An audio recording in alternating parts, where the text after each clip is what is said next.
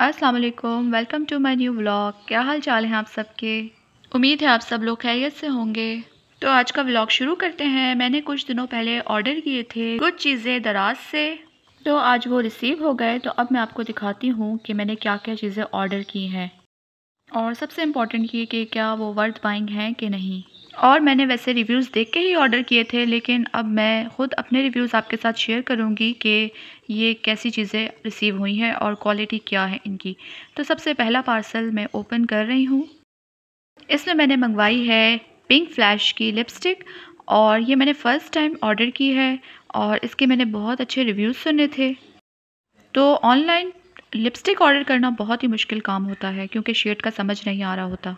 काफ़ी रिसर्च के बाद मैंने अपने लिए एक शेड पसंद किया क्योंकि फ़र्स्ट टाइम ये लिपस्टिक मंगवा रही थी, तो मुझे मालूम नहीं था कि इसकी क्वालिटी कैसी होगी।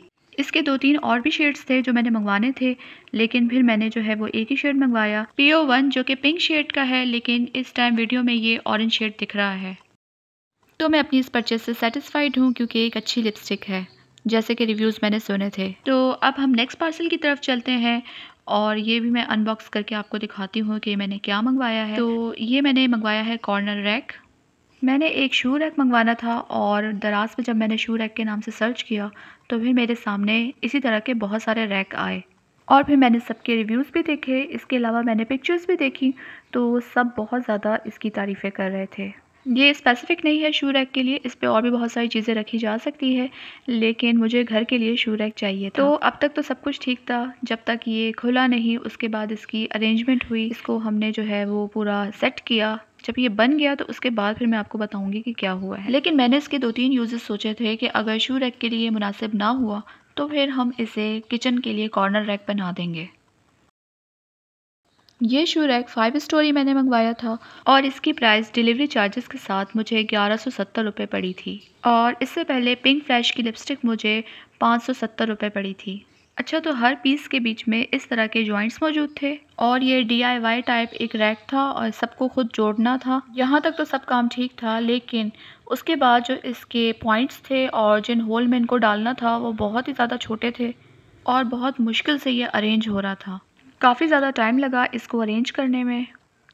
तो बस अब मैं पूरा जोड़ के फिर आपको इसकी लुक दिखाती हूँ फ़ाइनल कि ये कैसा दिखता है बन के। तो हम यही सोचे थे कि इसमें जूते कैसे फ़िट आएंगे। तो इसकी बेसमेंट वगैरह जो थी जिस पे शूज़ वगैरह रखने थे, वो बहुत ही ज़्यादा छोटे थे और बनने के बाद ये है इसकी फ़ाइनल लुक और ये दिखने में बहुत ही ज़्यादा छोटा है। पिक्चर में मुझे काफ़ी बड़ा दिख रहा था और मुझे लग रहा था काफ़ी स्पेशियस होगा, मगर ये बहुत ही ज़्यादा छोटा और मैं ये हैरान थी कि इसमें शूज़ भी आ सकेंगे कि नहीं। और क्वालिटी भी कुछ इसकी ऐसी थी कि ये हिल रहा था और इसकी क्वालिटी इसके प्राइस से बिल्कुल जस्टिफाई नहीं कर रही थी।